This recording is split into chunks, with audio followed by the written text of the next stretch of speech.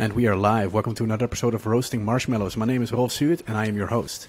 Different problems need different solutions. An approach that aids in decision making is the Canefin Framework, which was created in 1999 by Dave Snowden and was born with principles related to theories of how we perceive things.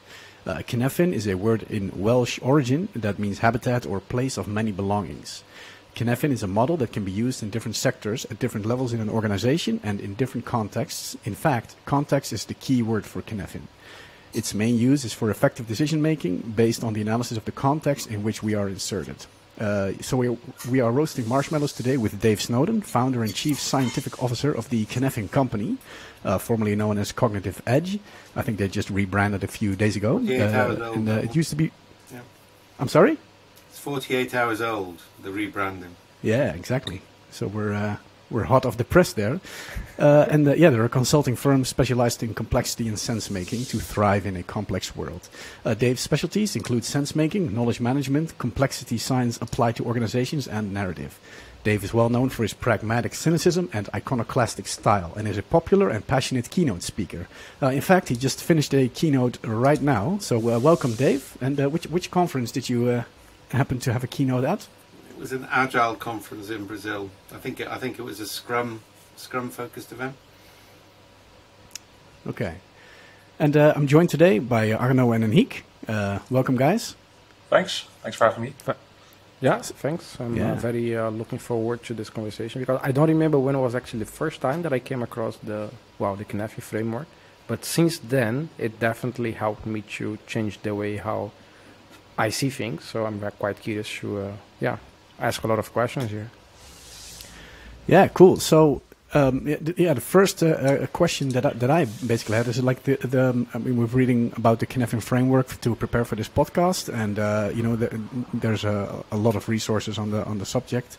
But how did it evolve for you? Where did it start, and how did it help you? It started I was running strategy for a company called Data Sciences. And my previous career was building decision support systems. So I moved from designing and building them for people like Guinness to managing the business unit. And then I had this really interesting job. Every time we acquired something, I got all the things other business managers didn't want. Because I was really good at finding sort of things which could work, which nobody expected. And I was quite good at close down as well, so I did that. So that also brought me into logistics, which was quite important for later. Some of the early pioneering systems on variable stock control. So either way, we were an IT company. IBM bought us. I created a thing called the Genus Program, which was our turnaround program. So we were a management buyout, and the shares had collapsed to like a penny. And I was one of 5 of the 50 who did the buyout still left. All right, and this was a turnaround program, where we put together legacy system management with RAD, JAD and object orientation, which nobody had thought to put together. And that was a turnaround program. So that attracted IBM. We were sold to IBM at a premium. And I got given a role in IBM to go away and do interesting things and upset people. I actually had a target based on people at senior 11 IBM demanding in writing I was fired. I had a manager who had a sense of humour. So he created a target based on that, which I over-succeeded in. Right? And part of my job really was to look at new things within services. This was part of trying to change IBM into a service company. That was why they bought us. Yeah? And that brought me into what was then an emergent field of knowledge management. Yeah, after the Nanaka Tachikuchi book, an HBR paper, which ironically Nanaka also triggered Scrum. So I've encountered Nanaka twice and disagreed twice. Right? And I met a guy called Max Guasso, who then went on to be a mentor. He died recently and tragically. Wrote a book called Knowledge Assets, which everybody should read. And that looked at the balance of abstraction, codification, and diffusion. So it was a flow type framework in a world of 2x2s. This was a 3-dimensional framework which says things flow around and different things are possible in different contexts. So we ran a workshop at Warwick University together where we both had visiting fellowships. And Kuh-nev-in effectively was my initial take on the I space, and then it developed from that. And I think, I mean, there's a couple of things which make kuh-nev-in strong. One is, I think what Henrique said, is that people pick it up and use it without being trained in it. And I'm quite proud of that. If you go on Google Scholar, you'll find thousands of people using kuh-nev-in to make sense of the world without the need to be trained. And that's because I've always designed frameworks, and by the way, it's a framework, not a model. That's an important distinction. With what's called the back of a table napkin test. If you can't draw a framework on the back of the table napkin from memory, it has no utility for sense making. Anything else is a dependency framework. So that was one aspect. And I think the other aspect is that it's evolved substantially over time. In its 1996 version, it's actually a sort of 2x2. And then by 1999, it develops the fifth dimension. And if you look back on the blog, I updated every March, which is St. David's Day, patron saint of Wales. All right. You'll find that it's gone through multiple iterations and changes over time as practice and theories evolve. So it isn't a one-time framework based on a one-time study. It's been an evolution in its own right. All right. One thing that I don't per se get it, and I don't know how is it for you, but like I follow you on Twitter and follow a lot of other people, and sometimes goes on conversations about complexity and about kuh-nev-in, and there are some people who are quite judgmental about it, like, oh, kuh-nev-in, they don't understand, or Dave doesn't understand complexity, and then goes in a bit of a weird vibe, and I'm like, I don't understand, because for me the frameworks helps me to think, and I think it makes a lot of sense, and there is some people in a negative part of it. That, what is your take on this? Like, does this upset you? Is this something that they don't understand complexity? Or I love Twitter battles. All right, if you want to take me on social media, feel free. Yeah. I'll carry on way after I should do, with everybody telling me to stop. I quite enjoy it. It's entertaining, right? I think it depends. I haven't seen anybody say I don't understand complexity for a long time. Occasionally you get a few people from a systems thinking background who get upset about the way I use chaos, because it's not the same way that physicists use chaos, right? But it's the way everybody using complexity in social sciences uses it, right? And since, you know, certainly Durham University, who produced this sort of every 2 years map of complexity, you know, put me on the map with applied complexity, I've yet to see anybody who said I don't understand it. There's a lot of people coming from a systems thinking background who do not like the fact that I and other people say complexity is not the same thing as systems thinking. Yeah? So it has very different origins. So the origins of complexity science are in physics and mathematics and biology and chemistry. They're not in cybernetics, systems dynamics, soft systems, ACOF, all of those sort of things. So the natural science background is key. And one of the points I was making this to Mike the other day in a debate, he's critical systems thinking, is kind of like, and nobody's disputing you guys dealt with complexity. But there again, people built canals based on a practical knowledge of gravity, but then Newton came along and we had a science and everything changed. Yeah? So there is a school of thought which wants to homogenize complexity into systems thinking, and I fight that one, right? Because it's very different in that sense. I think then you've got the other group, shall we just call it the shallow approach to complexity, right, or the shallow way to complexity, where people have read a Wikipedia article and skimmed something and think they understand it, and there's a lot of those around, and I do tend to take them on for the fun of it, to be quite honest. I must admit it's a sort of evening entertainment job for me rather than something Okay, serious. so I might quit this podcast right now. No, I think it's, I mean, it is quite interesting. I mean, we have made the distinction between computational complexity and anthro complexity. So you'll find that people who are heavily into computational modeling don't like what we're doing on the anthro side. Yeah, I mean, I get hyped into Santa Fe every now and then to have an argument, all right? And the basic principle of anthro complexity is human beings have intelligence, intentionality, and you know, all sorts of other factors which you don't see in insects or birds flocking.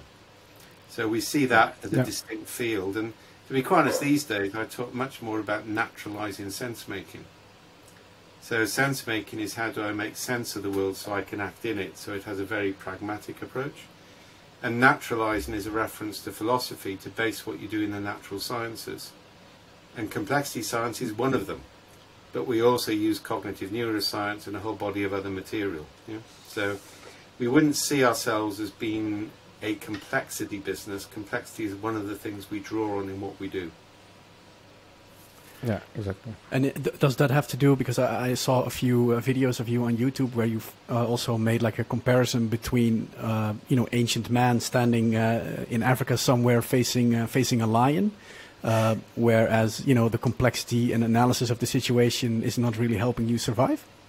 Yeah, and I think that's what we've drawn extensively on, not only cognitive neuroscience, but evolutionary psychology and things like epigenetics, which is revolutionizing biology, right? And so the whole naturalizing movement is to deal with human beings as they have evolved to be, collectively and individually. Exactly. And not to deal with things as you think they should be. And I think that's where systems thinking is still stuck. It's stuck in that Enlightenment. It's stuck in the Enlightenment model, which is a real problem. The assumption that everything is what Voltaire satirized in Candide, right? The best of all possible worlds. So it starts with the assumption that, and this is why Nora Bateson and I, for example, we did a big webinar last night which had 1,500 people on it, right? And both of us are saying adult maturity models and step models are fundamentally wrong. They're an Enlightenment cultural concept which assumes that everything is progressing, and that's actually bad science. Okay. Interesting. So, I think Arno was going to say something. Yeah, because I also watched a few of your videos, and you mentioned the systems thinking as well, like a few times, that it's not about the science is talking about systematic change, not the individual change, and that apparently led for you to an argument with Peter Senge, which I find quite nice to listen to as well. His book helped me a lot. His book is pretty nice, actually. He'll never turn up to have the discussion. Yeah. Well, I actually invited him to the podcast as well, but he never responded, so that's a downer for him. There you go. It was meant to be a three-way thing in Washington, all right? So, I was a keynote at his conference at the end. And he didn't even speak to his other keynotes, all right, which is bad as far as I'm concerned. There's a conference in Washington, and it was meant to be me, Sengi, and... So it's pretty on itself. Bruce, I think. Each of us was meant to present for 20 minutes, then the other two would respond for 20 minutes.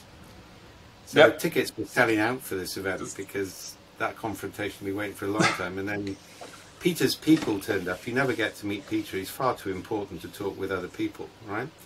And said that Peter wasn't prepared to take that format anymore. He needed the whole hour, and he was only prepared to take positive responses, not difficult questions. So Bruce and I went away and recorded. So if he's listening, he could join. It was that was when I first said that he and Otto Scharmerke were neo-colonialists. And they are. So they basically because I saw you mentioning that as well. So Scharmerke the same, all right? They've got a model of society based on white liberal MIT graduates, and they think if everybody was like them, the world would be a wonderful place. And the reality is, the world is never going to be like them, thank God, right? It's far more complex in terms of the way it works. Yeah. But you mentioned in the with the discussion as well that they claim it's about changing the individual, while you say it's more about system change. I think you mentioned that we ain't got enough time for that. You ain't got enough time, and I'm not sure it's ethical. Exactly. Yeah. Right. What does that mean? We ain't got enough time for that. Yeah. Well, it's also, if you look at it, they have a sort of very idealized model of what a human being should be like. Yeah. Yeah. It's very idealistic. It's very based on a very specific liberal culture, right? And I don't think you have any right to talk about people's mindsets or try and determine their culture or determine how they respond. You're perfectly entitled to define how people interact with other people. And people change more based on interactions than they do based on personal change. Yeah.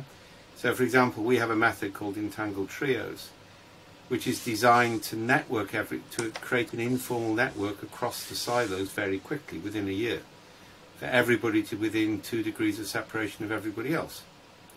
We don't worry about what people are like. We focus on how they network so they can come together in different contexts and different combinations.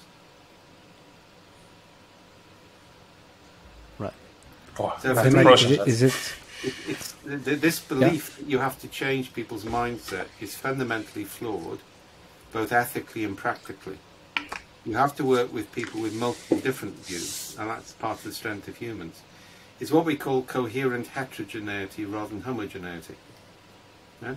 So if you look at most of the stuff which has come out of the popular end of systems thinking, which is people like Sengi, it tries to homogenize the organization. It wants, it wants everybody to be aligned behind common values, common principles. Yeah.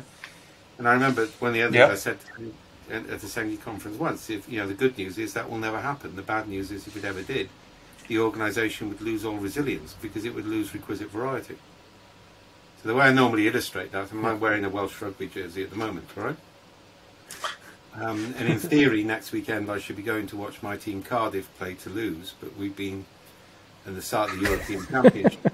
But we've had our team stuck in South Africa. So we're going to have to pay the academy side against the European champions. Yeah? So, we're all going to go and support it, but we expect to lose substantially, right? But Cardiff are a highly... Substantially even. We play at the Arms Park, all right? We follow the rules. We're really good people. And then there's those bastards down the road in Llanelli who basically are dirty players who break the rules and bribe referees, right? But the minute the English arrive, we're all Welsh. So we're different in one context, and we're the same in another context. And I think that's what's missing in all of the popular forms of systems thinking. That concept of requisite diversity, or better, coherent heterogeneity. And that actually, if you think about it, fits in more with the sort of distributed, tribal, extended family structure that we evolved for. And the modern stuff. But does this also mean that? Does this also mean that you cannot have like values, common values? No, common values are a waste of time. Complete waste of time. I mean, it's one-on-one anthropology. If you write your values down, you just lost them. Because you just taught people the language of power, so they'll just parrot that language back at you. I mean, I lived in IBM for years, all right? The minute there was a new sort of value statement out, everybody used find and replace in Word, and the new language suddenly appeared magically in old documents, all right? Values are things which are actually unarticulated, but they're understood, right, in terms of the way it works. And what matters is coherence, not the values. Again, it's this fundamental error of trying to find. It's like Dawkins as well, right? It's trying with his selfish gene. It's trying to find the fundamental unit which will give you predictability over outcome. And you can't do that with values any more than you can do it with genes. Yeah. So you have to manage. What you're managing is emergence, all right? So you can't and most people it's like the thing I found the other day, I'm enjoying myself satirizing some of the fellow speakers at a conference I'm coming up at the moment. I'm checking out their websites and issuing tweets and blogs, and one of them is actually offering for $1,016 you can run a training course and it'll make you a certified happiness practitioner. Now, when people start to do this is an area of perversion I don't want to go near, right? The point is happiness arises, and I'm not sure organisations need to be happy. I mean, that's the old company song crap again. IBM actually had a company songbook. What you need is for people, there's all sorts of other words like not being stressed and surviving and having a life outside work. So I think the danger is people keep looking at properties which have emerged over time, and then they try and engineer those properties in, and they don't realise those are the consequences of smaller actions much earlier on. It's like in Agile, anybody who says they've adopted the Spotify model needs to go and talk to Spotify, because they point out there isn't a Spotify model, it's the end result of a series of things they did over time. And the minute you talk about values or happiness or leadership qualities, any of those, you're talking about emergent properties, which are things you can monitor for, but you can't actually directly manage. So, like, how do you look at it from the point of view of, like, we spoke now about Agile, like the Agile Manifesto, right? They have values. Then would you say those values are also useless? No, I'm not. I mean, the manifesto's fine, all right? I mean, remember there were 3 origins on the manifesto. So one was XP, the other was Scrum, and the third was DSDM. And I was one of the 3 founders of DSDM. We actually met in a pub in Cheltenham for a meal. We didn't need a ski resort for a week. But critically, DSDM was put together between competitors. Yeah, we said we can't make this proprietary, so I was data sciences, there was a woman from Logica, there was Ed Holt from Cambridge, right? And we put together a consortium between people who are fiercely competitive on the basis creating a standard for something new between competitors would let it grow. Now, what actually happened in the startup is DSDM was largely neglected, all right? Scrum was high abstraction, high codification, whereas XP wasn't. Yeah, and I famously said that, you know, Agile grew around, the spirit of Agile was really in XP with people like Kent and the like. Yeah, but Scrum was more easily codifiable, so it built itself around Scrum. And I remember getting cheered by the XP people at the conference. And I thought I'd better point it out. And I said the trouble is that nobody in XP is able to explain what they do to ordinary mortals, so they could never scale anyway. And they're still trying to work out whether that was an insult or a compliment, which tells you everything. Right? I think the problem is Scrum, which is an extremely effective technique. I've just been talking about that. In kuh-nev-in terms, it's a liminal technique. It's one of the most powerful software techniques ever developed to put something over the boundary for complexity to order. It's not a framework, it's a collection of methods. But it came to dominate, and it set the pattern of framework, certification, control, training, which is actually carried on ever since, and includes the sort of antithesis of agility, which is the SafeBorg, which basically anything you want a certificate in, Dean will put it into his model and sell you a certificate. Yeah, and it doesn't pass the napkin criteria that you discussed earlier, right? If you look at the model for safe. At the moment, if anybody's interested in getting in touch. So we put all our methods into open source last year. Yeah, and the reason we did that is when the market starts to grow, you make things open, you don't close them off. You close things off when you're creating something, because otherwise you'll be homogenized. But when the market starts to grow, imitation is a good idea, because it means the market grows. Yeah. So one of the things we're putting together is, and we're working with Comic Agile and other people on this, is to take all of the Agile methods like Scrum and Kanban and so on, and break them down into their lowest coherent unit. So for Scrum, that's something like a sprint or a retrospective or a storyboard. And we're actually creating facilitation kits, which are, that the core kit is branded neutrally, we have our own methods, which are branded as the Cynefin Company, but other people like the team topologies guys are putting their own methods into the same framework. And the idea is that you can basically take all of these methods from different people and assemble them in different combinations to define how you run a project. And that will allow me... But can I get certification? No, well, I'll come back to that. It will allow me to peel out, for example, a sprint from Scrum and replace it with a 3-month time box. So the idea is to effectively that context available approach. And we're looking at that, at certifying people on methods, but not on the whole approach. So when a method is defined to the system, it has training associated with it, and it has an experience bar where you have to report experience. So you can't be certified in Scrum, you might be certified to manage a sprint, for example. Yeah, and I think that's a way to go, right? Yeah, that makes sense to me. But then I'm still a bit confused on how would I distinct between the idea that, for example, company value is useless, but a manifesto that has values would have some use. A manifesto. How should I interpret that? Movement, all right, it's like, well, I mean, just take the Bible or any religious text. All right, they start huge movements. Do people follow them rigidly? No, they don't. All right. Some do. No. And the Agile Manifesto is written in a time and place. Yeah, so it swings the pendulum from IT to user. And these days, to be honest, we need to swing the pendulum back a bit, right? Because, why do you think that? Technology development is so fast, users don't know what to ask for. Yeah. So one of the things we've created recently, which we're launching, is mapping unarticulated needs.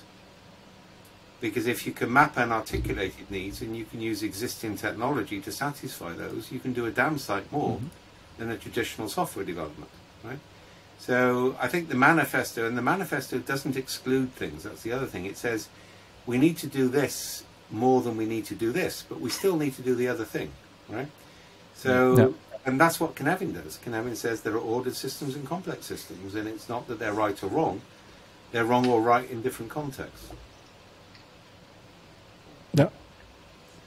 And speaking of these contexts, because I had a question about the difference between a complicated and a complex context, and how would I recognize in which of those contexts I would be? Okay, so there's a whole set of methods around this which we train people on, which use metaphors or real cases to actually define the domains and the boundary conditions by things that people already understand. So that they can say, well, we agreed these were complex, it looks more like these and these things, so we'll agree it's complex. And that's a narrative-based definition. If you want a really simple one, it's fascinating. It's an easy heuristic. If the evidence supports contradictory hypotheses about what you should do, and you can't resolve which hypothesis is right on an evidence base in the time frame you have for making a decision, then it's complex. And instead of trying to resolve it, you actually do parallel safe-to-fail experiments. And by the way, that's why Scrum is a liminal technique. It doesn't do things in parallel; it does them in sequence. Okay? Yeah. So in a main domain complex thing, you're doing lots of things in parallel. So, for example, one of the methods we created is to create a trio comprised of a young, bright, fast-coded developer who's got no knowledge of the system as overhaul, and that's key. They're naive. And an experienced systems architect or end system tester, somebody who sees the system as a whole, and a user trained to talk to IT people. We find it a lot easier to train users to talk to IT people and get IT people to understand users. You know? And so we throw 15 triads at a problem for a week and see what they come up with. And then that goes into the backlog on Scrum. And so the key thing to understand complexity is large-scale parallel processes, or another technique we have, which is forced mutation over 48 hours. You've got to introduce high levels of variety before you commit resources. Yeah, so it's changing the input into most of the agile techniques which matters, and people aren't thinking about that because they've got this psyche which users know what to ask for, and what they want to do is they want to deliver what the users have asked, because then they can get the velocity right. And actually, if you're really doing value train mapping, you need to deliver things that the users didn't know they wanted till they got them, and then they found them more valuable. And most of the agile methods don't support that approach, so we're building that in at the front. Okay. And it's the manufacturing metaphor. It's kind of like, the whole of agile methods are built on manufacturing concepts. It's tell us what we want and we'll produce it in the most efficient way. Whereas actually we're dealing with, these days, software is complex ecosystems. Yeah, and you need discrete software units and people units which interact around scaffolding, so that applications can emerge in context rather than everything being designed up front, which is how the internet grew. Nobody designed the current internet. It's a scaffolding and a set of objects which interact and produce novelty, and that's where we need to be going.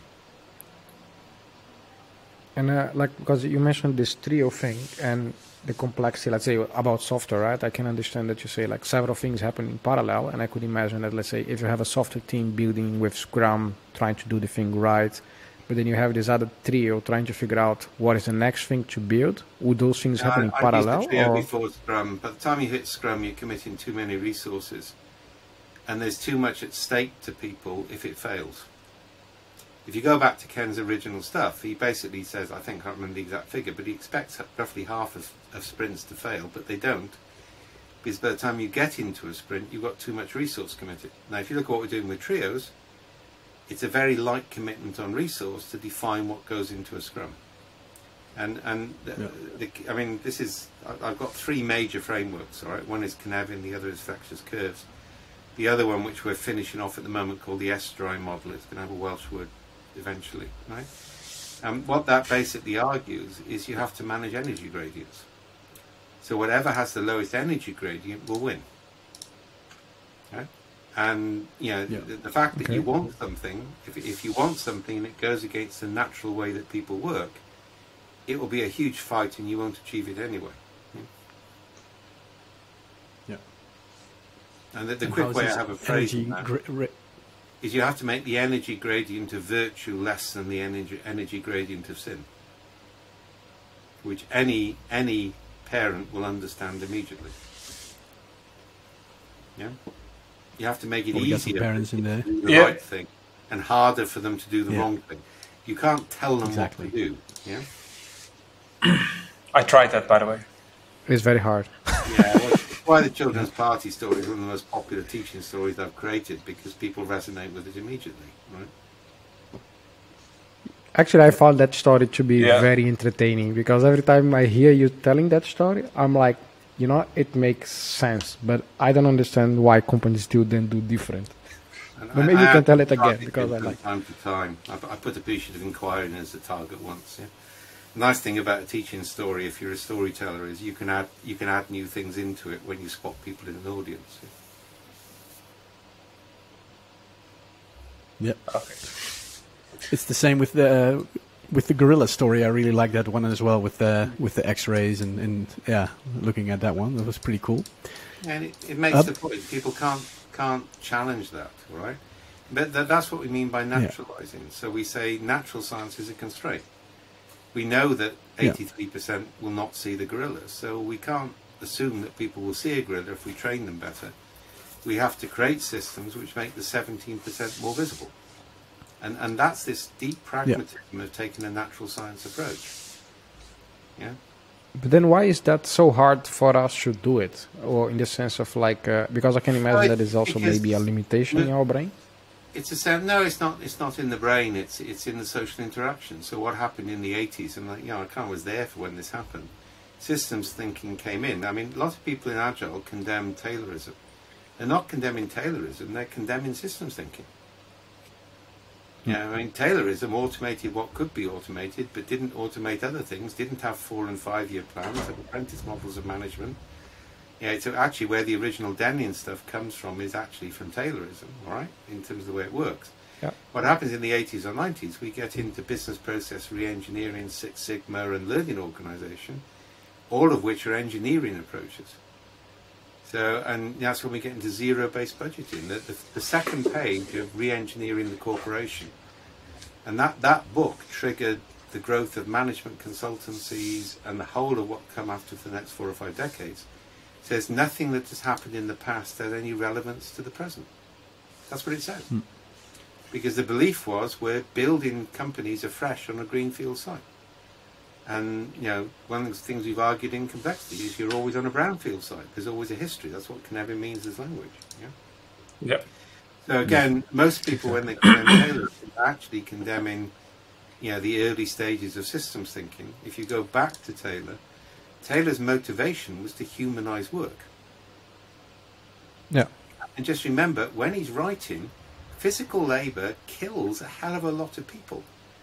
Yeah. The manufacturing production line was a huge improvement on what came before. Yeah.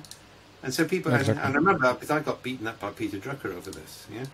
I made the same error. And, if you've ever stood on a stage in San Diego having Peter Drucker take you apart, you end up with a puddle of humiliation on the stage.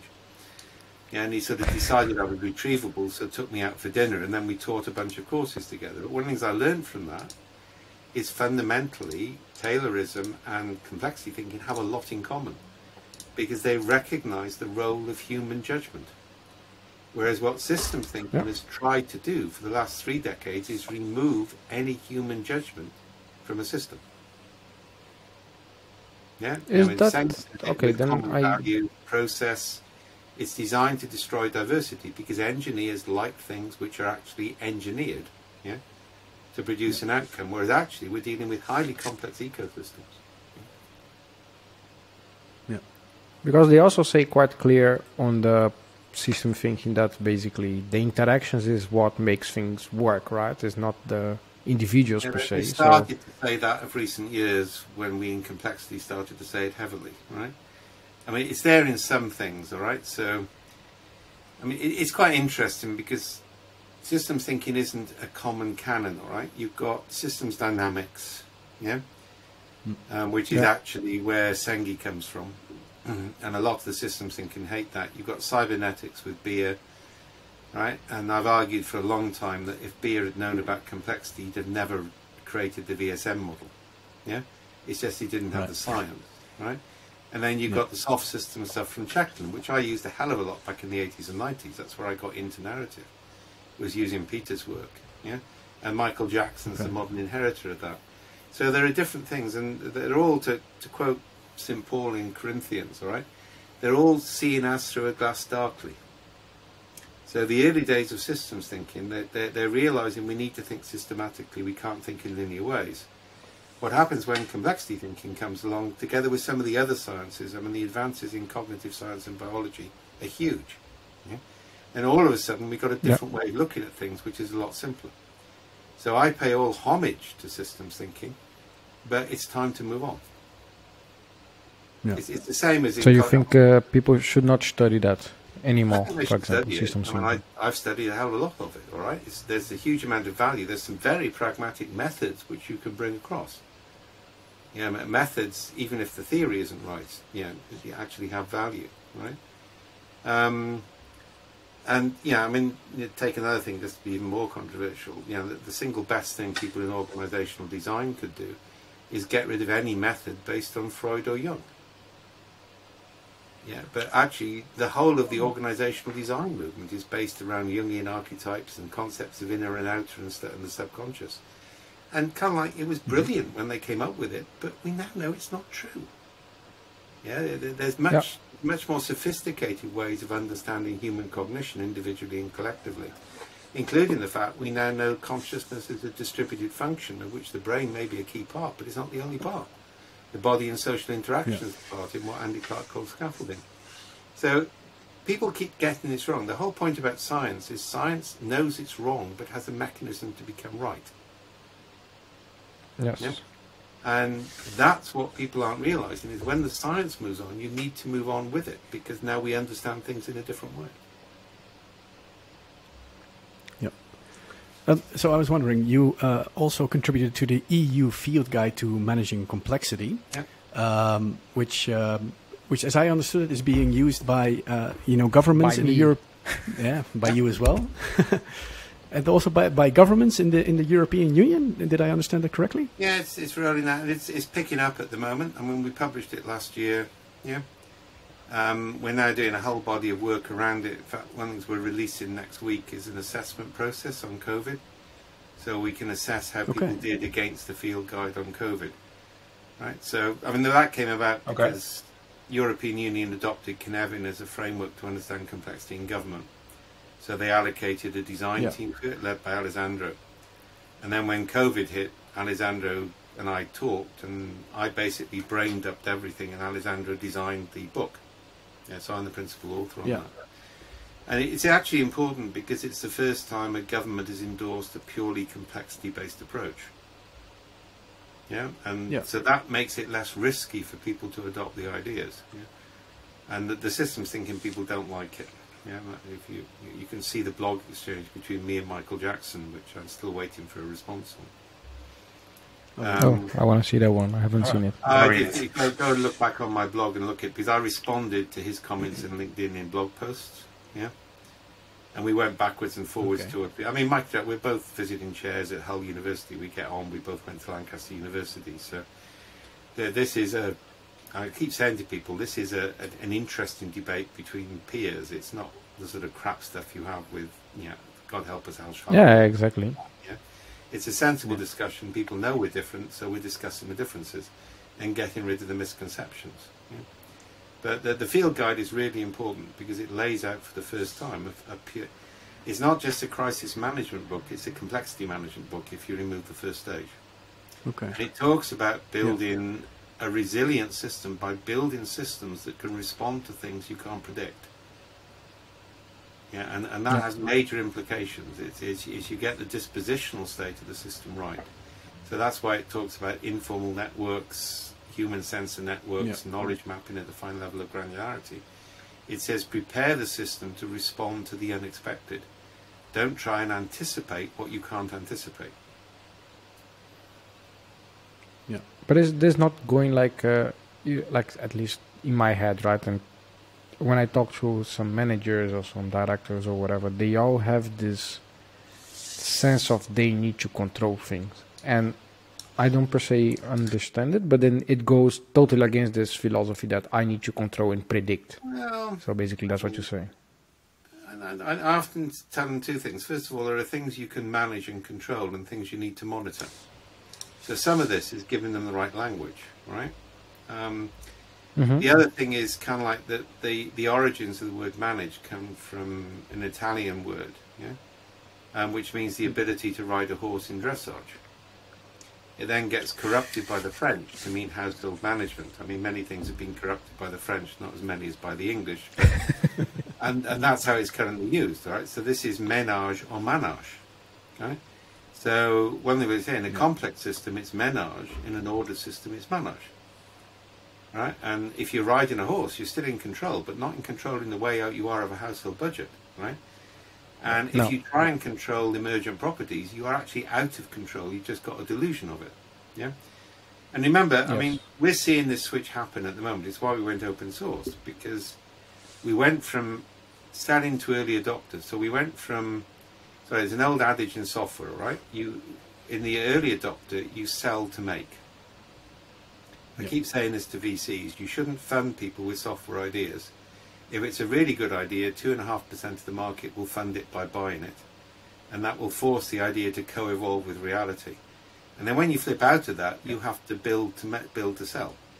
Yeah. So that's where we are with complexity at the moment. It's taken off, like systems thinking took off in the 80s. It went from obscure academic idea to dominant concept in 3 to 4 years.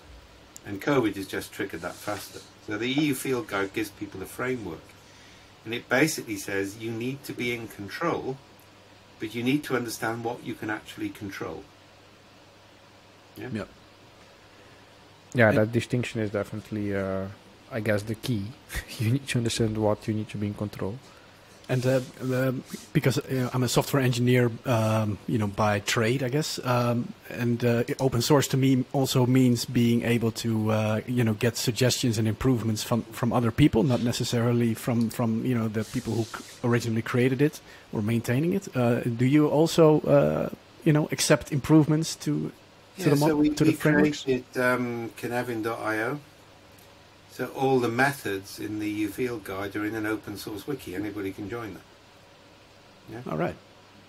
So that's there. Now, if people sort of tried to make it systems thinking, we might get nasty about it. But the idea, and so for example, I mean, we got a major development. One of the methods in the EU Field Guide is called a Triopticum, right? Which I've developed over about 4 or 5 years. Okay, so it's a way of resolving disputes between experts, or of integrating different bodies of knowledge. And it's a structured dance which can take a day or 4 days, where you have principal experts and people like you might have the professor, but then have their PhD students in the group. And it's a highly orchestrated dance which can be done. So for example, in the COVID crisis, we had a major conflict between epidemiology and behavioral scientists and political needs. Yeah. So the Triopticum is designed to get that over fast and create new syntheses. So we put that into the open source wiki, and Colin did a brilliant animation, which you can have a look at. It's in it. And he'd never have done that if it wasn't open source. Yeah. So and did they use it at the European Union? Yeah. Did they use this at the European Union with the corona? Or at the government itself? No, because we published it after the coronavirus hit, all right? We're currently in a project, a big narrative-based project to understand citizen engagement. So that's come out of the EU Field Guide. We just put a white paper up on that on the website. So that program is currently running with the EU and about to run in the US. Yeah? So I think the key thing to understand about the Field Guide is it gives a structure of how you manage an actual crisis. But all of the methods and tools in it are standalone, and you can pick up some for some things and for other things. It's the same as I'm talking about an Agile. So the kit we're creating for the EU Field Guide is hexagons with methods and tools. And you put them together in different combinations. Yeah? You don't have a standard recipe that you approach. It's that chef metaphor, rather than recipe book metaphor. And are those methods things you already proven? Did you try them out yourself, or how does that work? Yeah, it's I was saying to somebody the other day, I think if I look back on my career, I've been I'm primarily a methodologist who actually is also a theorist, rather than a theorist who creates method. So my initial curiosity is always to develop something which can produce replicable results, what we now call a constructor. So most of the methods that you'll see on the website, I developed on my feet, in workshops with clients. Yeah, and then modified them as they worked. So our approach is, we take natural science as a constraint, we then develop a method consistent with what the natural science says, and then we modify it in practice. So we don't do, this is what we were talking about with Nora last night, this is an abductive process, not an inductive process. Yeah? And abduction is far more important for invention than induction. Yeah? So all the case-based approaches are inductive, and that assumes stability. Abduction handles unstable changing environments, and actually human beings are better at abduction than we are at induction. It's one of the roles of art. So you've got guitars hung behind you. We now know that music and art came before language in human evolution, and it looks like its reason is art separates you from the physical, so you can see novelty. That's what abstraction does. Okay. Right? Which is why an over-focus on STEM education is actually quite dangerous. Yeah. So that ability to abstract and make novel connections is really good. That's abduction. The downside is it makes us prone to conspiracy theories. Okay. I mean, and you can see that because people see novel connections. Yeah. And this is the thing, which was the task I was set by John Poindexter, who you might remember was Reagan's NSA, right?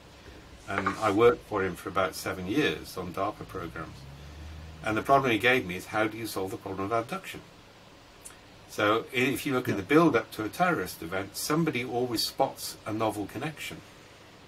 Yeah. So in the build-up to 9/11, somebody spotted people who've been trained to fly, take off and fly, but not land.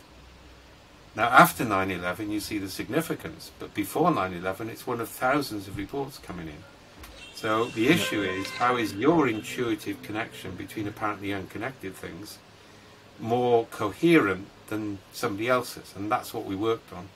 And that's where we created the concept of human sensor networks and high abstraction metadata.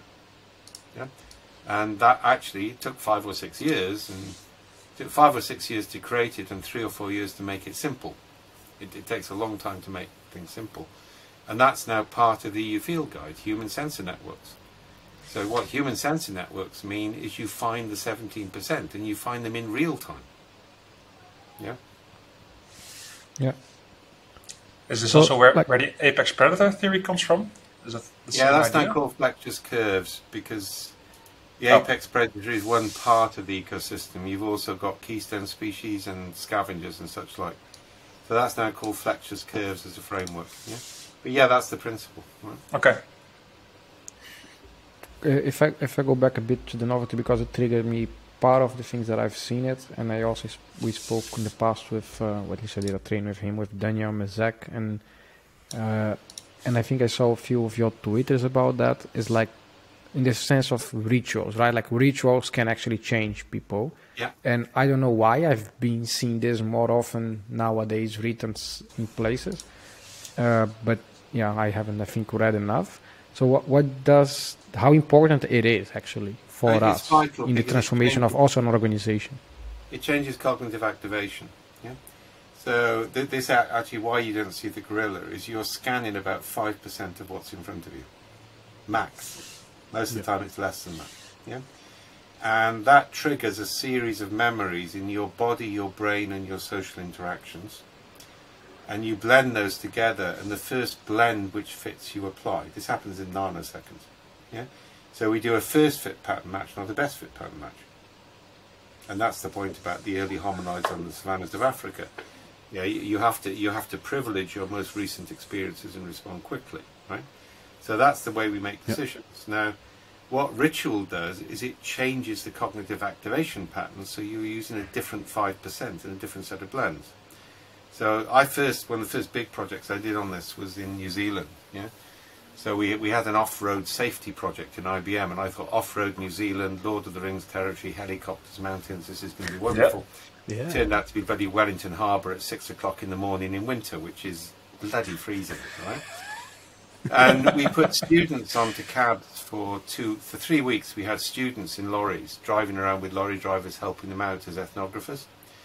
And we found that something like 80% of accidents happened in the first 10 to 15 minutes after the lorry arrived at the dock. Yeah. And when we looked at that, what was happening is the cognitive activation pattern had been driver. Yeah. So when you get into your car, you go through little rituals which trigger a set of actions. Yeah. It takes about 2 years, by the way, which is why Australians don't let kids drive on motorways or without elderly passengers for 2 years. Right? Because you have to build the body-brain reaction. Right? And it does take about 2.5 years to do it, like London taxi drivers. So we identified that that was the problem, that they weren't thinking like loaders. So what we did is we gave them heated belts, which they had to plug in, and you weren't allowed to unload your lorry till you strapped on your heated belt. And then we linked the training in how to load and unload with the belt, and of course the belt stiffened the back as well, and it was warm. And we halved accidents. Because it basically, we triggered the switch from driver to loader faster. And you see the same when a military person will tell you, the minute they put on uniform, they think differently. And one of the projects I did with the Singapore police, we ended up with them all keeping uniform in their cupboards. For some meetings, they put their uniforms on in headquarters. Because they would genuinely think and act differently to each other. Operating theatre is the same. The scrubbing up process you go through isn't just making you cleaner, it's changing your identity from being, you know, Fred Bloggs to surgeon. Yeah? So ritual is key, and one of the things we did do some experiments, and I'd like to do some more, is getting people to change their clothes before they test code. Almost have your tester code, which probably is a suit. Just a hat is not enough. No, a hat is, no, don't get me onto Bono, right? No, it isn't enough, all right? Because one of the reasons is it's not. I mean, Bono is brilliant, all right, when he was alive, but he was still in that field which thought all decisions are made in the brain, which is called the Artesian concept of consciousness. We now know about 80% of the decisions you made are made by your body without you even thinking about it. So you need, so ritual has to be physical, yeah, in the way it works. So what would be the difference then of a ritual and a habit? Ritual, well, initiating rituals is a habit, right? Habits are practices which emerge over time. Rituals can disturb habitual behavior, and they can trigger different habits. But the ritual has to be like a community base, or can be a ritual as an individual? Individuals have them, all right. So, I mean, I have it. So I have different, you know, I try and write, all right. I'm trying to get the book out over Christmas. If I'm writing something for an academic journal, I put on Wagner. If I'm writing something for a popular journal, I put on Verdi or Puccini. And actually, I write differently in a different style, and I've just trained myself over the years to do that, all right. Is this also the reason you put on the Welsh rugby shirt for this podcast? Yeah, you've got that. To speak out. But, yeah, that's, we're in the build-up to the rugby season, all right. So yeah, I mean, and when I put my rugby shirt on, I feel differently when I go into the stadium than, you know, wearing a suit at the opera. So I wouldn't wear this to the opera. I just wouldn't feel right. No, so I probably think, not. You know, so clothing is actually really important for humans, and artifacts are. Yeah. So the tools actually contain knowledge. People forget this. Yeah, tools actually include our consciousness in terms of the way they're designed. Yeah. I'm just thinking about how this could go in practice. I don't think I can sell the developers like, guys, gonna go on a test trip. Let's all put on our test T-shirts and let's go. I don't think it's. If you look at Entangled Trios, all right, we ritualize that. So you're suddenly with two people you don't work with very different backgrounds for a limited period. That's a ritual. Yeah. And we give people a Gamba tool to record what they're learning. So that's a ritual as well. You can do an awful lot. I mean, sorry, I've done a lot in UX design over my years, yeah. And one of the things you're looking in UX is to ritualize entry between screens. Yeah, so the screen design, if it's any good, will trigger different cognitive patterns in the way people respond. So it's not that software doesn't know about this. Yeah, it's just we're less explicit in the way we use it. Yeah, so like, because sorry, I mean, now we're talking about developers.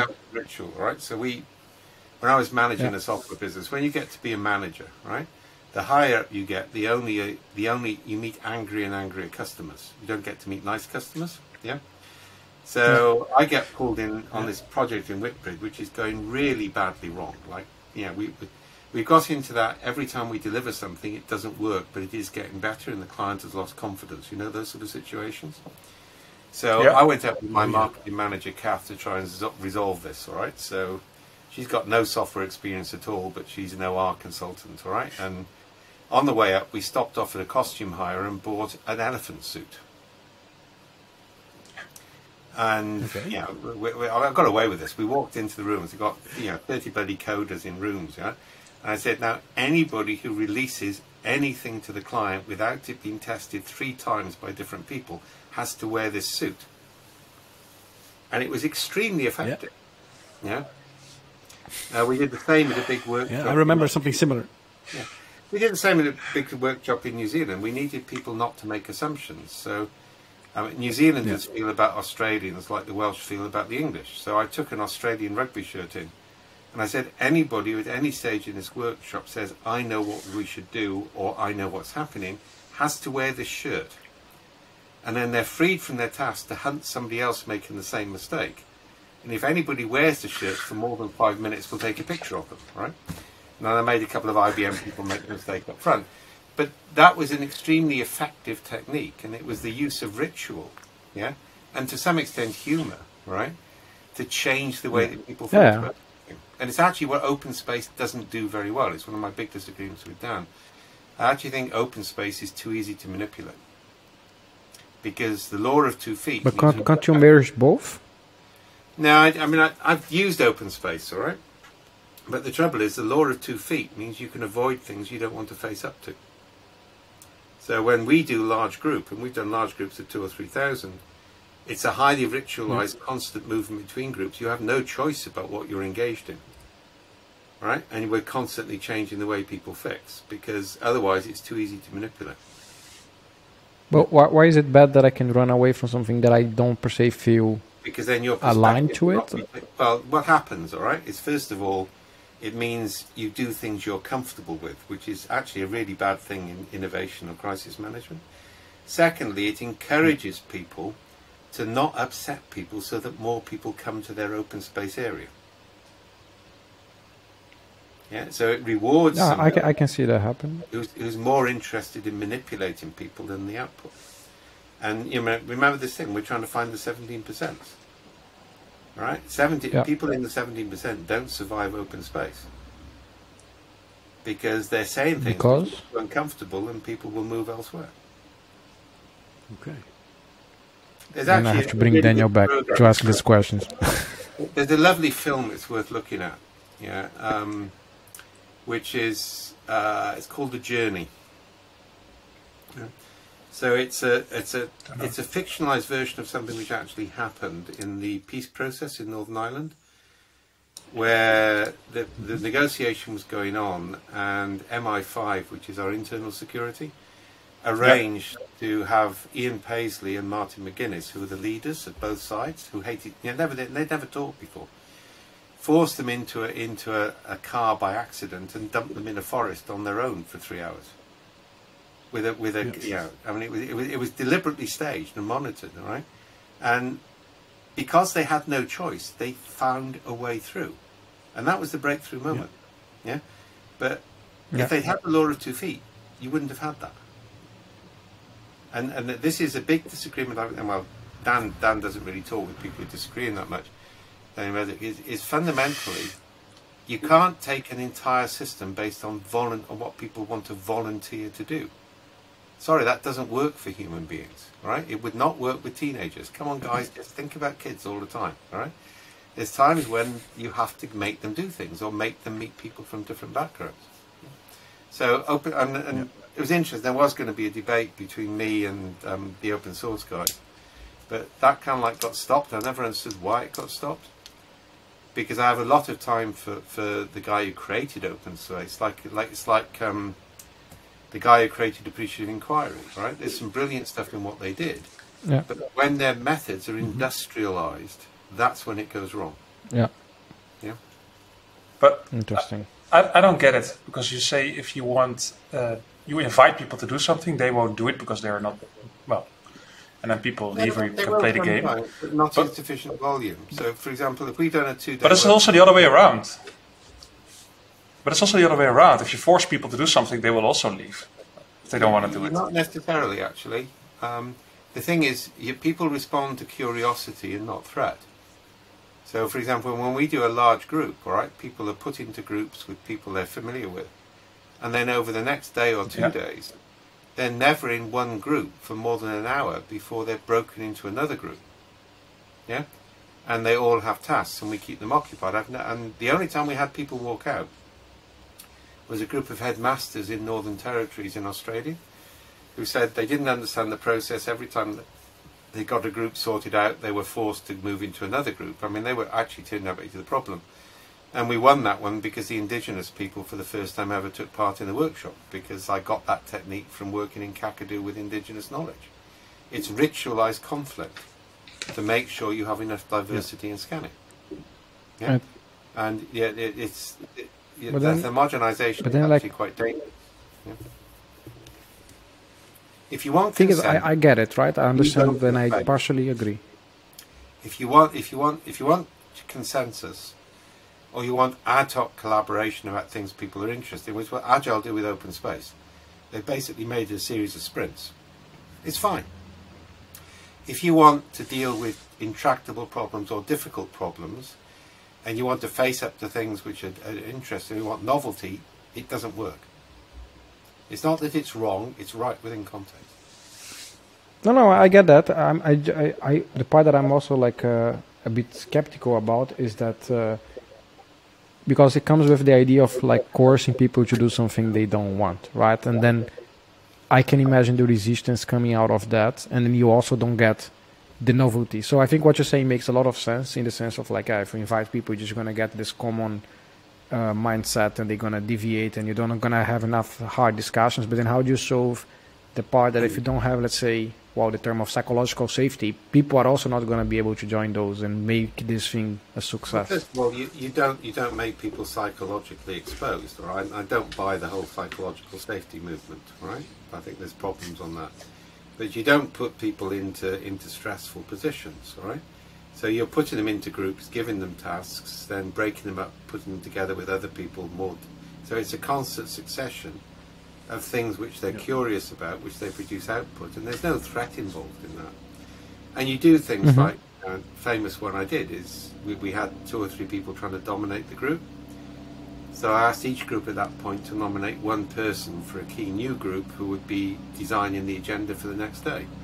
So of course the arrogant bastards all got themselves nominated, and we put them in a room and gave them some tasks. Repeated that 3 times, and then we had some really powerful stuff from the group. So if you're managing these things, the rule is you mustn't tell people how they should behave. You must make it easy for them to flow, and constant novelty, human beings respond really well to. Yeah? And then at the end of the day, I mean, last one I did this, we ended up with, I think, 500 action forms on the wall. So we did an entire business strategy in 2 days with 500 people involved. And the executives came in and authorized all the projects, and then we just wrote it up as a fancy strategy after the event. And that really motivated people, because we were focused not on idealistic statements about what the company should be like. We were focused on deeply pragmatic projects about things that mattered to them, and they actually produced things which would make a difference, and that's what human beings respond to. What would you recommend reading around that part of the subject that we spoke about? Because like I'm quite intrigued. We got methods like ritual descent we documented. That one will apprentice you, but we won't do it any other way. Because what we found is people, once you've done it 3 or 4 times, you know it will all come together in the last 2 hours. But people panic before they've been through it. So that's an apprentice model. Okay, what makes them panic? Oh, like the realization? I remember did this one with a bunch of IBM, really senior IBM consultant, and he'd come along because he was curious in what I was doing. And I was running a workshop for 2 days, and I wasn't going to let anybody come up with any conclusion or action until the final 2 hours. Right. Because you want to avoid premature convergence. And the trouble is, he's been trained that at the end of day 1, you haven't got most of the things sorted, it's not going to have a delivery to the client. So he panicked and tried to take over. And to be honest, the group rejected him. I knew they would, all right? And then he just sat and listened. And we ended up writing articles together because he understood what we were doing. But he only understood it when he lived through it. He couldn't understand it in theory. Yeah. And that's your point earlier, Henrik, about habits, all right? People have got into this habit of progressive incremental delivery. Whereas in complexity, you hold things open for as long as possible and allow them to coalesce right at the end. Right. All right. Man, it's been an insightful hour for me. I've learned a lot about complexity and the Canefin framework and everything you spoke about. I guess it's about time we close it off for today. So Dave, do you have any final things to say or anything you would like the audience to know? I don't know, maybe the book you are writing or. Well, I'm building this final framework at the moment. So Cynefin is more or less stable now. It took 20 years. But the last when you build frameworks, if you do them incrementally, there are things you're not comfortable with. And I was never comfortable with disorder. But that got resolved last year, with the apparatic. Okay. So there's no unresolved conflicts in Cynefin anymore, so that's stable. Flexus curves is stable. The big one I'm working on is the estuarine model, which is based on constructor theory in physics. And that has got me really excited because that's a completely new approach. So if you keep an eye on the blog, that will come out. The other reason we rebranded the company is we're making a switch from projects to products. So we're open sourcing as much as we can. So for example, one of the big things we're pushing out next week, I was on a conference call about it earlier, is a new Gemba for team feedback and automatic generation of data for retrospectives. So that's going out experimentally next week. But the way we're doing any product development is to actually create membership clubs by which people can join as members, which funds the program, and we co-evolve it. I don't want to do anything where we decide what it should be and impose it. So we've got the idea, we've got the structure. Then we do the co-evolution. So if you keep an eye on the website, you'll see a lot of those go up. All right. Well, we'll be sure to include the website in the description of the episodes. And I will try to get you and Daniel to have this conversation. Yeah. I think it's going to be very interesting. Maybe Peter as well. Always been happy to do that. Yeah. All right. So we'll see if we can arrange that. So for now, I want to thank you very much, Dave, and I also want to thank the listener for joining in. If you have any questions, you can send us an email at podcast@4scouts.nl or contact us on Twitter @4scouts. Dave, can people contact you on Twitter as well? Yeah, I'm easy to find on social media or the website. So the website has got, you can email people there, and the team will pick it up. All right. Well, thanks again, and I'm not allowed managing you anymore. The team do it for me. So. And if you find him on Twitter, just argue with him. That's fine. Cool. All right. Cool. All right. Well, thank you very much, and see you guys next time. Bye-bye.